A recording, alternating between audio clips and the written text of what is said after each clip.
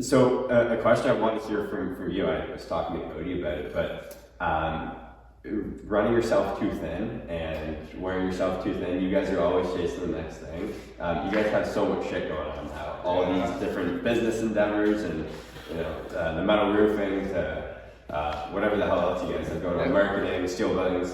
How do you manage that, and why not just focus on one thing and do it super great?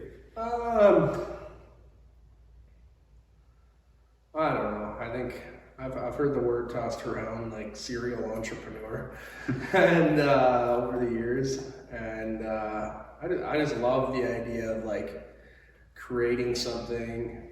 And yeah, don't get me wrong, like we're really good with UPLP, but you're always looking for your client. Like every year we get new clients. And then the next year you get new clients. It's a constant chase. Yeah, whereas like with Hardscape Supply, once I get the client, they buy again and again and again and again. I don't have to look for them. Yeah. With the social media, same thing. Like once you have a client, they basically pay you monthly. Right. So it's just recurring income. The profit may not be as high on recurring income, but you're not working for it all the time, right? Like if I got 50 dealers that are selling my product, they're probably selling it to 100 different companies each. So I got 5,000 people that are essentially buying from me, and I don't have to look for them, and they buy every single month. Whereas with UPLP, we might do 25 jobs a year, but that's it. Or that's it. But yeah, once I do that client, sure, they may spend $500, $600, $700, $800, $900, $1 million with us, but the odds of me ever talking to that client again is like slim. Yeah. Unless they sell their house and they want to do another one, then where are we? Like we're never going back, because we build it for life. You do it once and it's done, right? So I think I've talked to some companies and they say they build their projects, and then as soon as it's out of the warranty period, it fails, and then they go back and they fix it, and the client calls them back. Maybe I should have built that business model, but I mean, the shit you guys throw on the ground is just too good. Yeah, like at the end of the day, if you build something that's gonna last and it stays on the ground and it's the right thing and you do the project right, I mean, we get paid right for it. Like that's the thing. Like we charge what should be charged in the industry, where I think a lot of guys that are out there aren't charging what they should. And like we were talking about off camera, like I'd love to know what some of these other guys are doing, what they're charging, what their bank accounts look like. When what they're bringing home at the end of the day is what exactly. Really matters. It's like we see a lot of guys out there, and they got 100 employees, and they got 50 trucks, and they look like they're huge. But then like they seem like they're struggling all the time. Like as an owner, if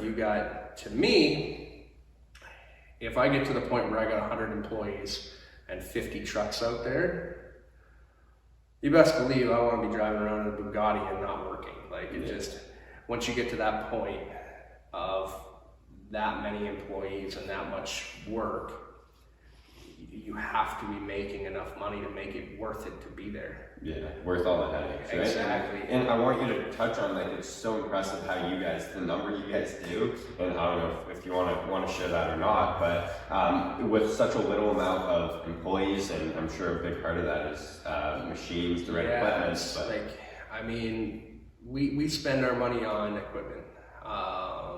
We spend our money on employees and everything like that as well, but at the end of the day, equipment shows up every day, and like we do anywhere from like $3 to $4 million a year. with essentially 10 to 15 guys max, usually throughout the year, plus some office staff in that as well, obviously. Yeah. But like we're just very efficient.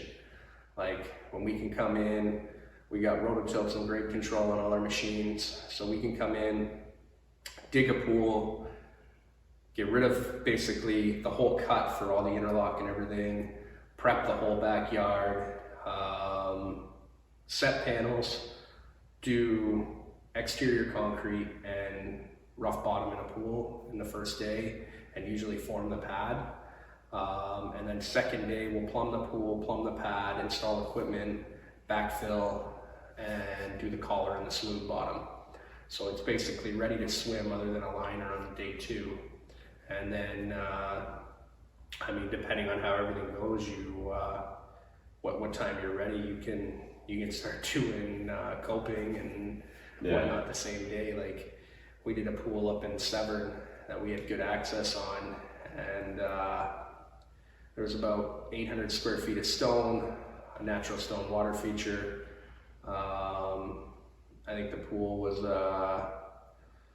1530 or 1632, and we banged that pool out in like 3.5 days. Fully complete, 800 square feet, fence, water feature, everything. Holy shit.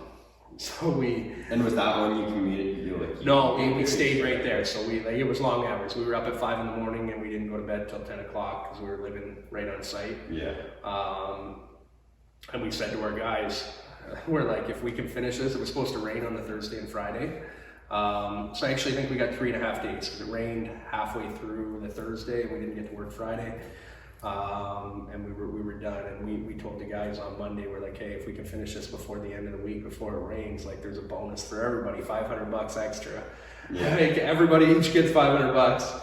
And I think there was, how many guys were down there? We have 5 or 6 of us down there maybe to do that one.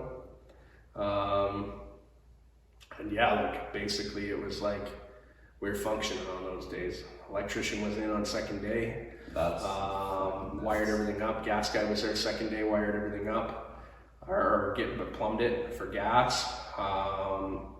The first day after concrete, we plumbed the pool, so then first thing in the morning we could backfill, and backfilled in the morning. We did concrete at like 11 o'clock, set the water feature after lunch, and then finished coping by like, I don't know, 5, 6 o'clock, and then banged out interlock on day 3, and fence on day 3, and then just poly sanded on the 4th, like halfway through the day. And like that's probably 200 something, maybe just over $200,000 job. Still, like, wow. Yeah, that's how we. And I mean, that being said, I was on site, Cody was on site, my dad was on site. I think it was not this year, the year previous. That's probably the fastest pool we've ever done, I think. Fully complete, ready to go. But like everybody was just very into it. Like. And what do you feel is like the understanding that the guys need to have, or the persona or standards that you need to put in place within the organization, so everyone knows the common goal of like, listen, we need to hammer down. Our season is so fucking short that it's go time. So to be honest, like if you treat your guys really good, you hope they treat you good back. Sometimes it doesn't always go like that. And you just have to be willing to like lay the hammer down sometimes and be like, hey man, like, you know better than this. Yeah. We had it kind of near the end of this year and years in the past where guys get to the point where it's just like, it's a long set of hours you run every single week, and you get tired at the end of the year. And like, there's things you can do to make stuff right without ripping it up. And you just go, hey man, like your lines aren't straight on the interlock, pick it all back up. It sucks picking interlock up. Yeah. and then re-putting it down. Like, it's a nightmare. So you do that to them once a year. They don't fuck up after that. For the last, I don't know, 6 or 7 years, we've taken our guys on vacation at the end of every season. This is actually the first year we didn't. Why is that? So to be honest, we buy a lot of new equipment, a lot of tools, a lot of new saws, drills, everything. And we had a lot of guys this year that super good quality. They didn't care about the tools. And we had about, I don't even know, 8 or 9 sets of drills and drivers go missing. And I just said to guys, and then we had guys like showing up late, and I just said, hey, you know what? I'm not taking a bunch of guys on vacation that don't care about my stuff. At the end of the day, like, all the drills and drivers was probably like 10 grand right there. Yeah. Like, at the beginning of each season, we usually buy like 40 or 50 tape measures. At the end of the season, we got like 2 left. So it's like, if you can't take care of stuff, you just get to a point, and like, so a lot of these guys have been with us a long time, and they know. And so again, it was just kind of laying the hammer down this year and being like, hey man, if you don't put in what I expect you to put in, and I get that we're going back to the site the next day, but if you leave a driver and a drill sitting on the homeowner's front patio or something, somebody walks by and sees it, they're gonna take it. Yeah. Or the end of the job, you end up leaving it out there on the back porch, and then it's the homeowners after that. And I mean, you get the odd homeowner that'll call you and be like, hey, like, you left some of your stuff here, but some of them are just like, hey man, I just got a new set of Milwaukee's, sick. I paid these guys to be here for a while, so I might as well keep them anyway. Well, and then touching on the guys as well, like having all this fancy shit, and having that persona, like we touched on off camera, like it's worked out for you guys showing up to clients' houses and being able to relate and talk to that stuff with whether it's city folks or whatnot. But the guys and the culture, how does it affect that front? We've had both. A lot of guys that come to work are super proud. They're like, oh man, I love working for a company that's got really nice stuff. Yeah. You got nice equipment, you got nice cars, you got, like, you're super successful, and some people are like, they want to be around that. And then we've had the opposite end of the spectrum where, like, guys are jealous and they're like, fuck you, you drive Lambos and McLarens and you got boats and this and that, and I don't have any of that. To me, I love success. I love seeing people do well. Like I was saying to you, like, to be at your age, I don't know if anybody on here knows how young you are, but fuck man, at 17, you're killing it. Like, thank you. to have the trucks that you have and have the clients that you have and be doing what you do is like, you should be super proud of yourself as well, because like, I know as a young kid when I started, it's hard. Yeah. And it's hard to harbor like relationships with women. I mean, I got kids. My kids get upset. Like, I'm gone a lot. I live out of town for work. So all that stuff's hard. And I mean, you're gonna go through it as well. Like, as you get a little older, you find a wife or whatever. Yeah. It's tough, man. Like they say, like the depression rate and suicide rates are so high among self-employed people because they're just so into their work, and it's stressful, man. Like, well, not so into their work, but you're carrying everyone on your back, whether it's your family, your wife, but also you employ 15 guys, you're feeding 15 other families besides you. Yeah, right? like it's and we care a lot. Like I care about my employees a ton. Like I can't. Me and Cody can't run the business without our guys. So like we get back to them a lot. Like we lay a lot of guys off for the winter because we don't do a whole lot in the winter. But like we've had this year and last year actually, we had 2 different employees that they were really good employees, begged to stay on. Well, one begged to stay on over the winter. We paid him all winter, and then he took off, and pretty much now. And here I am sitting there trying to find another employee, and I paid him to sit at home in the thought that, okay, he's going to be there in the spring, we're going to be good, and I don't want to lose the guy because he's really good. And then he takes advantage, and then we had another one. He was making 120 grand a year, and he was a mason, and we were pretty much, we worked 6-7 months a year. After that, we get laid off or whatever. We lay our guys off, but some guys like will keep on if they're salary. And last year when I was building my house, or pretty much building it, then I said to the one guy, I'm like, hey, like, you're a mason, I need help, like, finishing my house, finishing the masonry. And he goes, well, if I'm doing that and it's after like our season and it's for you, then you're gonna have to pay me more. And I'm like, man, like, you get $120,000 for working 6 months a year, which is a really good salary in our industry. And like, for 6 months a year, like, you're 20 grand a month, right? Like, pretty much. And so like, it's good money. And when he did that, I was like, hey man, like, when you needed a truck because yours broke down, I gave you a truck. And when you took my truck because your truck broke down, you got a gas card from me. And the thing is it's very hard to find.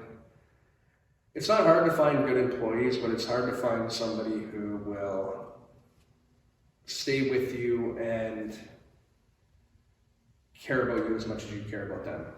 Yeah. Because, I don't know, a lot of guys think you're always rich, right? Like, oh, you got your own company, you can do this, you can do that. But they go home at whatever time, say 6 o'clock or 7 o'clock. Whatever. If you leave at 6 o'clock, you leave at 6 o'clock. Whereas as an owner, you don't. Yeah. You never really leave work. Even though you're sitting at the kitchen table at like 9 o'clock eating your dinner, you're still working. But yeah, like, your head's going 24/7. That's the only thing you can really think about, right? Yeah, man. Like, I hate to say it, but what you're saying with the Mason stuff, like, that's becoming somewhat normal now. Of people, whether it's not wanting to work or feeling like they're worth way more than they are, and just being entitled. Like, this next generation, you see what these kids are doing. Yeah. It's honestly fucking scary. It is, man. We've had interviews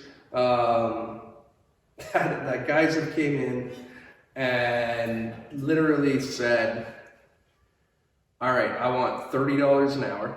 I've never landscaped. I've never built pools. I don't own work boots. I've never done construction. And if I'm coming to work here, I want to have my phone on me all the time. And I want to be able to message my girlfriend if she messaged me. Well, at least I'm honest with you. I usually don't get the honesty there. The entitledness is like, and I don't know where, like, I don't know whether the decrease in the economy now is going to drive better employees. Because I know during COVID, where everybody was super, super busy, then it was hard to find guys who, pretty much, if you were a good guy, you could go any company, ask for whatever wage, and they would say yes. Yeah. And as long as you showed up, they would do anything you asked for. I think now with the downturn in the economy, I've actually seen multiple companies already go bankrupt, shut down, say they're slow. I think a lot of guys are going to be crawling out of the woodworks going, hey man, I was working for these guys and they don't have shit anymore, so can you help me? When I think the hard times, like, it's a cycle going back many, many years too, right? Like, hard times create good people. It does. And you know, whether it's the grandparents too, then like my grandparents, everyone was soft and the war, and then that toughened them all up, and then they're hard people and pass it on to the next generation 100%. Because those hard times were able to flip them, and I think that's what's going to happen. Hard times are going to turn all these soft guys. I hope so, man. It's either that or they're not gonna make it. I don't know. It's tough, man. Like I don't know. It's and like you mentioned, the winning environment. Everyone needs that feel that purpose, or else they're not gonna perform or not care if that company. Creating that environment is like extremely difficult. People to feel like they're family here. So they come to work. It's like you can joke around, you can have a good time. You spend a lot more time with your employees than you do your family. 100%. Like 90% of your life is spent at work, and 90% of that time is spent with your employees, and 10% of the time is spent with your kids and your wife and family and everything. And so if you don't enjoy going to work and you don't enjoy being with the people that you're with, it becomes a sad life, man. Like, you have to enjoy it. Like, to be honest, we have a blast at work.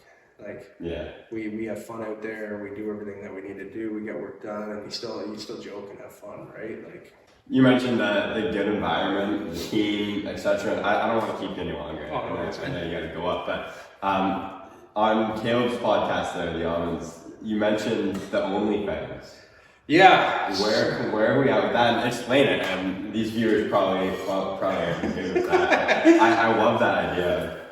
Yeah. So we've been talking about it. We got into it kind of at the end of last year, kind of getting everything set up. It's a bit of work getting the OnlyFans set up. We want to bring like the behind the scenes of the construction industry to the people of OnlyFans, or whoever wants to kind of share and pay for it, right? Like, we probably charge like $10 a month, but it would be like what goes on after work, what goes on at lunchtime. Or the talks in the truck. Yeah, the talks. Yeah, exactly. Like the stupid shit that's said, like stuff about homeowners that like you probably shouldn't say, but you say because you're pissed off. Yeah. Even just the joking around between guys, like, it's not many people realize like how out there and crude and weird some of these guys are that work in construction are. But we're locked up with a bunch of guys that work every day. Yeah. You better believe there's a lot of weird shit that goes on. So well, yeah, it's one thing, like capturing it is the hard part though, right? Yeah, so that's the hardest part, to make it not feel staged. Yeah. Because I'm fine.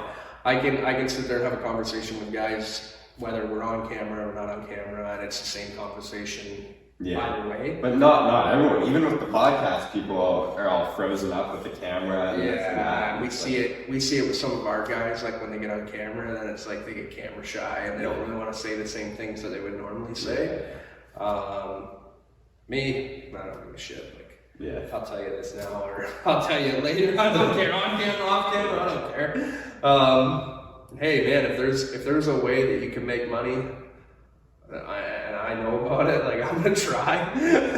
maybe some of my ideas are dumb, but I said this earlier today. Is I've failed numerous times on different things, but I've won on a lot. I've won on more than I've lost. And I'm always looking for something new. Like I was telling you earlier, I've actually opened a safari company now. And our first trip is supposed to be April 1st of this year to Kenya. That's always been my passion, man. Like, I love animals. I love exotic animals. So that's where I'm kind of pushing right now. Like, to be honest, if it goes really, really well, I don't know what my next steps are, man. Like, as my kids get older, I don't know, like, obviously if I start doing safaris to Africa, I'm going to be gone a couple weeks every month. And do you run them yourself, or you have people over there? Yeah, well, so at the beginning I'll be doing them. Yeah. And wait, you like driving around? And... Yeah, like I'll have a guide from there as well. Yeah. But just having like a Canadian with somebody down there. Yeah. Most of our tours are with like 7 to 9 people. Having like that Canadian that's been there and knows like the sights and the scenes and what to do and what not to do, People feel like safer. So I'm torn, man, because I miss a lot of my kids growing up. I mean, my kids are 3 and 8 months. I just seen my little girl loves me. Like, she calls me and tells me everything. And to be honest, my wife gets mad because when she calls me, I'm happy. When my wife calls me, then I just say, hey, how's it going? What's up? Whereas when my daughter calls, it's like, oh, hey, baby, how are you doing? And I joke with her. But it's, I don't know. I broke my back twice. So landscaping is obviously, and pools are only in my cards for so long. Yeah. I got a hernia right now. I'm going in for surgery on Monday. I've broken my ankle before working. So like, the industry's tough on your body. Yeah. And to be honest, I can deal with the broken backs. I can deal with the hernias and stuff like that. It's just stress. Yeah. Like it starts to get you after a while, and when your kids call you and they're crying because you're not home for dinner, or you're out and you're doing other things, and you're trying to make a life for them. Yeah, I get it. Maybe like down the road they'll understand, but at the same time, like, you only get whatever. It goes by way too quick. You only get 15, 16, 17, 18 years with them. Yeah. And then they're gone. And then that's it, man. Like, I mean, once you got 18 years with them, then you're whatever age you are, right? Like, I might be, my daughter's 18, I'll be 50, almost 50. Yeah. And then you get so many years after that, right? So, I mean, when I hit 30, I guess I had kids then, my first, and I just started thinking on life a little different. So I have a struggle with work-life balance. I really like work, and I really like money, and I like toys, and I like stuff. If I live in Canada. If my wife would leave and go somewhere else, like, we could move, like, if she would be okay moving to Africa, man, I'd be gone. I'd take my kids on a heartbeat. I'd leave right now. I'd be like, hey man, I'm out of here. I'm gone. I'd give everything. Well, and me and your brother were speaking on this as well. It's like there always can be the next thing, and especially people like us, we're so fired up, but it's a scary place to be when it's always the next thing, because what happens when you get there? There sometimes could be no more drive or no more this. So learning to enjoy like the process or getting there, the everyday of like, listen, I love the eating shit to an extent, and you know, the struggles all come with it, but it's hard part of it. Right? It is, man, and it's like, so, like I'm the same way. Like, when you get something, you always think that you're gonna be super excited when you get it. Yeah. Like when I bought my first Lambo, for the first 20 minutes that I was in it, I'm like, oh man, this is super cool. I can't believe I bought it, yada, yada, yada. And I drove the rest of the way home, and I realized it's just got 4 tires and it gets me there. Yeah. The same fucking car that was outside did that. Every car on the highway does the exact same thing. It just gets you there. And then, like, when I was really young, my 2 goals were have a Lambo by the time I was like 20 or something like that, or 25, and I wanted to move to California. And I bought my first Lambo when I was like 18 or 19 or something, and you paid cash for it, right? Cash for it. Super excited, loved the thing, but again, like I said, it was like, at that point I realized I hit the goal I wanted to, and I didn't know what was past it. Yeah. And I've struggled with it for a while now, and I think Cody does too, because like, we have everything, man, like exotic SUVs, McLarens, fucking Challenger boats. We just bought another truck outside, like an old 50 or 2500 Dodge. I got my SEMA truck. We got nice, like, everything's decent. I just built a house. Like, I don't have a mortgage. I'm 32 years old. I built a 5,000 square foot house, but like nothing gets me excited anymore. Yeah. The only, like, you've seen it 2 seconds ago. The only thing that excites me anymore, man, is my daughter calling me. Or when I'm home with her and I'm playing with her, like, somebody could show up here and be like, hey man, here's a brand new Rolls Royce, it's yours, don't even pay for it. And I'd be like, okay, cool, thanks buddy. I'm gonna go up and eat with my kid. Like, it just, I don't know if that's just getting older or what it is, but like, I don't know. I talked like this with Amin as well, and said the same thing. It's like, I used to enjoy doing so many things, and I don't know if it's just I don't know how to enjoy things anymore, or I only enjoy work. It's like I get excitement and thrill out of like opening a new business, or like trying to do the next thing and open and create and hiring and everything. I get excitement out of that a little bit, I guess. Yeah. To see it run as a well-oiled machine. Exactly, right? That hopefully gets there. But like, I used to love going to like the movies, just watching a movie. Yeah. And like going to concerts and like doing different things, like going to the racetrack and this and that. And now I don't know, like it's hard to, I don't know how to say it, like it's just hard to, once you get to a point in a business where you got so many employees, you know that they rely on you. I guess maybe it's just like, you feel like you got a weight on your shoulders all the time, because what happens if you can't provide for your family? Then you can't provide for whatever, the other 15 families that work for us. And then it just spirals out of control. It's like, okay, well now, what do I do at that point, right? So I don't know, maybe it's a stress, maybe it's... Well, it's not for the faint of heart. Like, entrepreneurship, it's one hell of a game. It is. It's a gladiator sport. 100%. It's not for everyone, and you'll figure that out real soon. Yeah, right? like, so I mean, like I said, I couldn't imagine working for somebody else. I couldn't imagine doing something different. Like, I enjoy what we do. Yeah.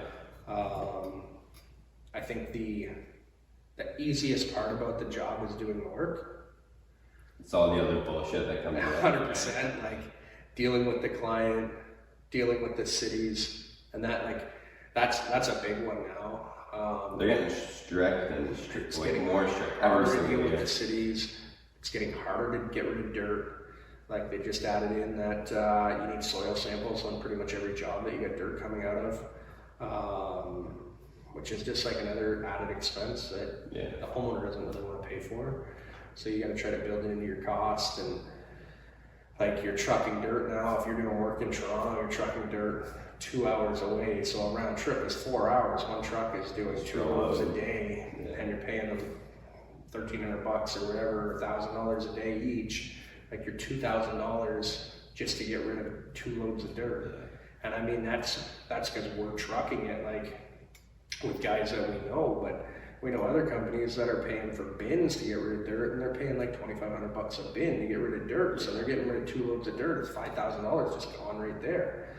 It gets tough to make money at that point. And I think as a lot of these dump sites fill up and places to get rid of dirt, like we're lucky. We got one really good site that we can get rid of dirt about an hour and a bit out of the city or Vaughan or wherever we're at. It's pretty central. If we lost that, I don't know.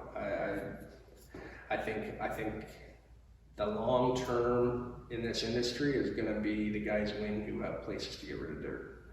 That and the quality. Their qualities speak for themselves, because that's the only way you're gonna stand out and be able to charge what you actually need to. Because if, like, it's getting so cutthroat, and it's getting even worse as we progress. There's so much competition, and that's how you guys do. That's your motto. You are the best, and You charge? Yeah, we just, you know what, I don't ever look at anybody as competition. I don't think there's any competition in this industry. I don't think there's any competition in any industry, to be honest. I think if you provide quality work, if you charge the right prices, then you're not competing against anybody. You're just going to work to do your job. Yeah.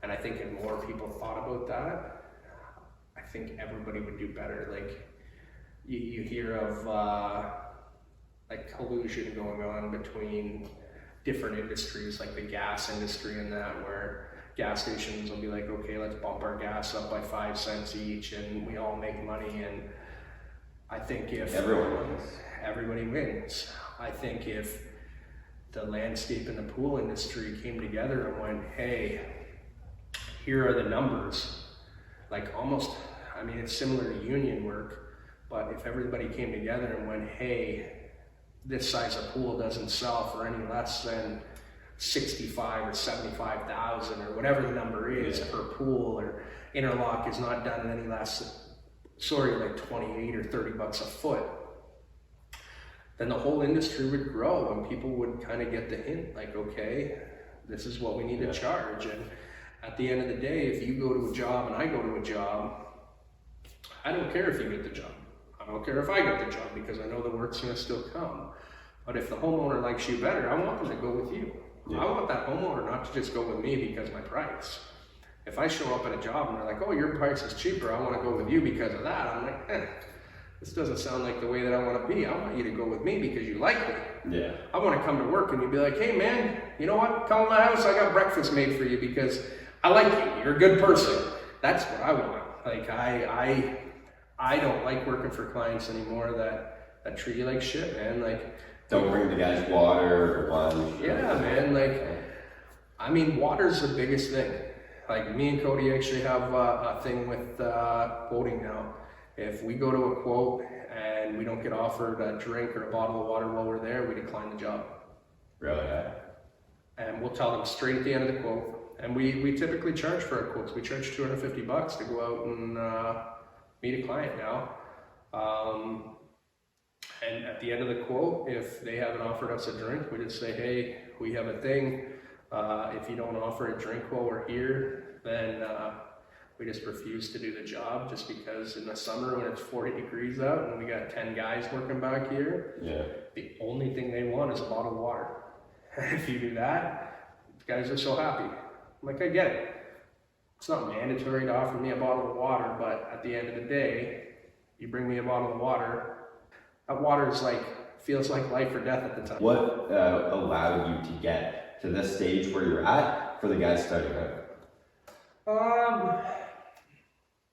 My biggest piece of advice I ever got from my dad was, don't get credit. If you're starting out in this industry, it's tough. It's an expensive industry to be in.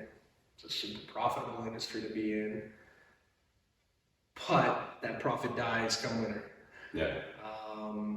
So if you're the type of person that wants to eat steak 12 months a year, you better be willing to grab dinner for 6, because you never know. Yeah. And if you have those big payments and everything, and they're year round, and you only work 6 months out of the year, it's tough, man, because you have to be good with numbers, and you have to be able to crunch and keep money there for a rainy day, because you never know. I mean, even going into this year, there's a lot of guys talking like, who knows what the economy is like, and I don't know, like, if the economy tanks, we're good, we got enough work for the year, but are we like gonna be buying new cars and doing stuff like that? No, we're at a point right now where we're conserving, we're keeping our money like tight and watching what we're doing, because we watch, like, we see, and that's why we're looking for other opportunities all the time as well, because at the end of the day, if pools and landscaping get slow, we got our hardscape supply company that does some money, the spray foam company, that's like, there's always new houses being built, the safari company, people are always going to travel. So really diversify.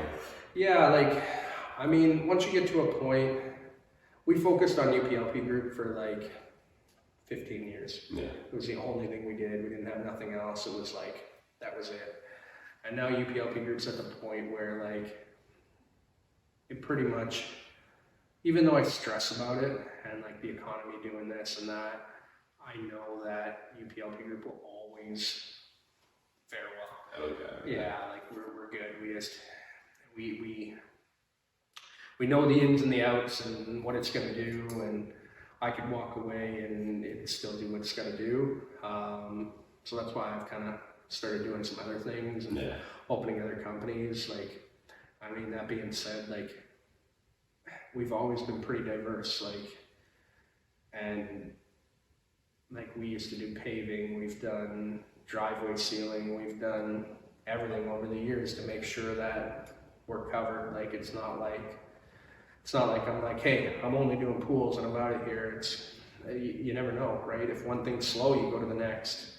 And like, I hear some people say like, oh man, you know, it's a bad year and I don't know what to do. And I'm like, man, I'll always eat. Like, I hear people saying it's hard to get a job, and like, it's funny, man. Like my niece's boyfriend is like, oh, I can't get a job, I can't do this. But man, if you want to work, like, you're gonna work. It's out there, like 100%. Like, I've never been out. Like, I got in an argument actually with a lady at we did a job in Muskoka, and we were sitting there and we're playing pool, and this lady's drinking, and I got into an argument with her because she's sitting there telling me that, oh, she can't get a job because it's so hard, and she drinks, and she does this, and she doesn't have a car because her car broke down, and she has no money. And I'm like, lady,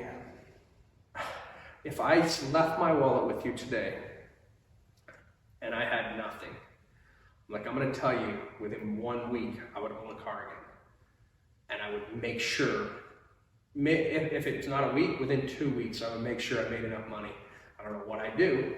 She's like, oh, that's easy for you to say. And I'm like, you're literally sitting in a bar and you've spent $200 tonight, but you tell me you have no money. Well, I didn't pay for all the drinks. My fucking girlfriend paid for this and that. And like, I don't care. It's your time. You're sitting in a bar. You're sitting here and you're drinking and you're telling me that you can't get ahead in life, but you're not doing anything about it. I'm like, I know that I could lose everything today. I could walk out of here and literally throw my wallet in the shop and go, hey, you know what, in a month I'm gonna go out and I'm gonna make something. Yeah. And in a month I'd come back and I'd have a business, I'd have a car, I'd have something.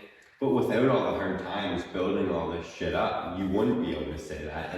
And all these people coming up and just starting, and lots of people in the audience, like, it all happens for a reason. 100%. And the worst thing you get out of it is the experience. And I'll tell you, it's one thing that school is not teaching you that. And it's real life experience. It's hard to get, it's valuable, and you'll have that the rest of your life. Yeah, and you gotta be willing to lose.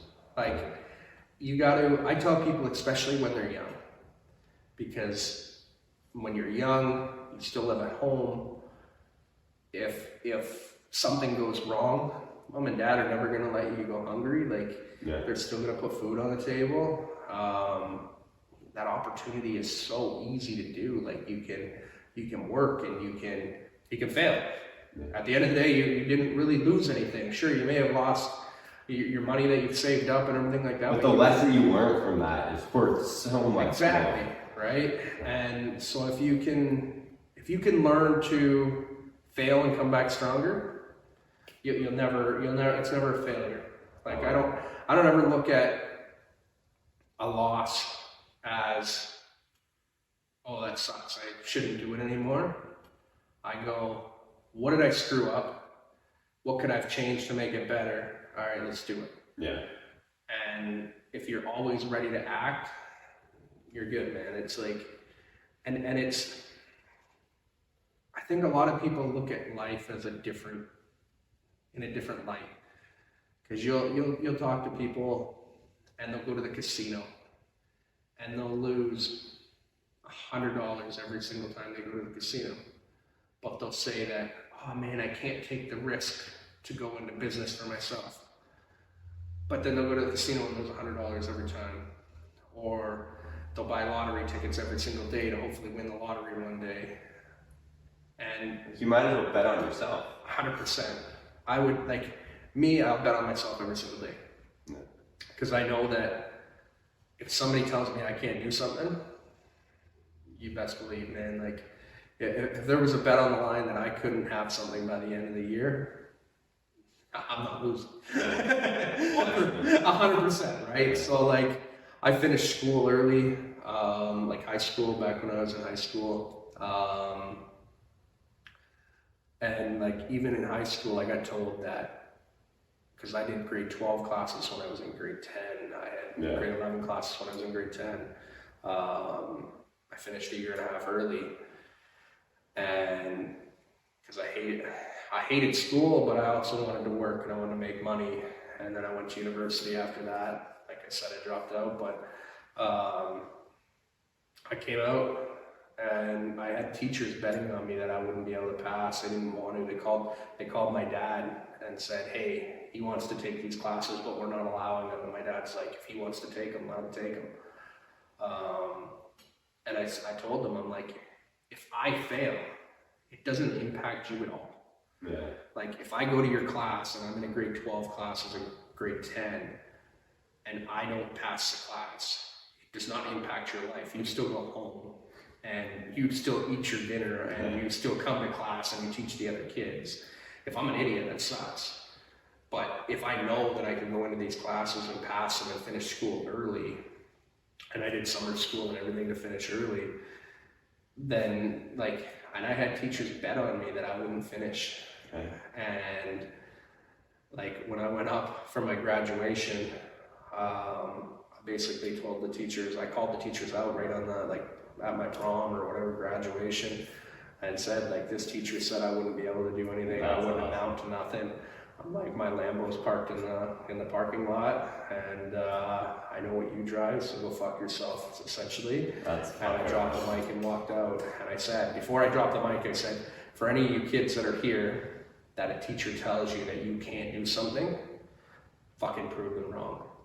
Show them that you can do it and get to that next level and be better than them. Because at the end of the day, there's so many people in this world that just want to knock people down.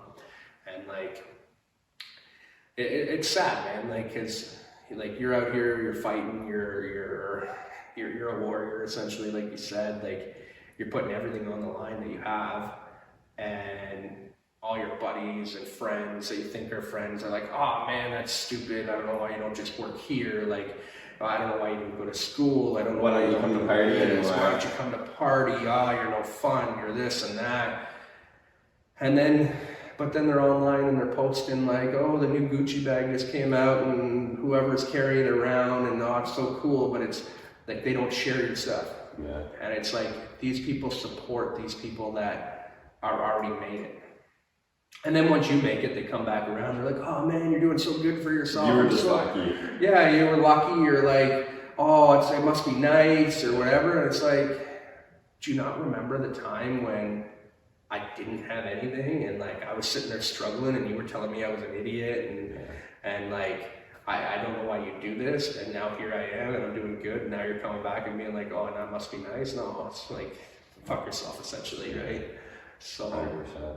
Yeah, no, I don't know. That's my take. That's awesome, Kyle, and I'm sure so many can relate to you, and I can relate. I got out of school early. Everyone was saying the exact same shit. I didn't even get an invite to my grad. Yeah, man. And, it's because we love it, and it doesn't fucking matter at all. And you see the teacher parking lot, right? Like, that's it, man. Like you get it. Like there's guys that get it, and you're young, and I literally see myself through you, dude.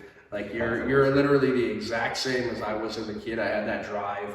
I was motivated. I knew where I wanted to get, and I see you know where you want to get. Like you have a goal. You know, like, all right, if I push and I work hard, and when you're young and you do that, hopefully by the time you're in your 30s, you're cruising, man. Like, well, and it's not possible without getting like yourself as well, and I encourage everyone out there, just reach out. Like, don't be scared to have the conversation. And guys like yourself and you know, or everyone's always open to help, and that's why people are out there. Don't be stuck in your bubble at all. Exactly. And it's all out there for us to succeed. There's never an excuse. Exactly. So, listen, Kyle, I really appreciate it. Yeah, I appreciate it, man. Thank you. I appreciate it. Having me up here is Anytime. awesome. Yeah, So super cool. You guys are killing it. Appreciate it.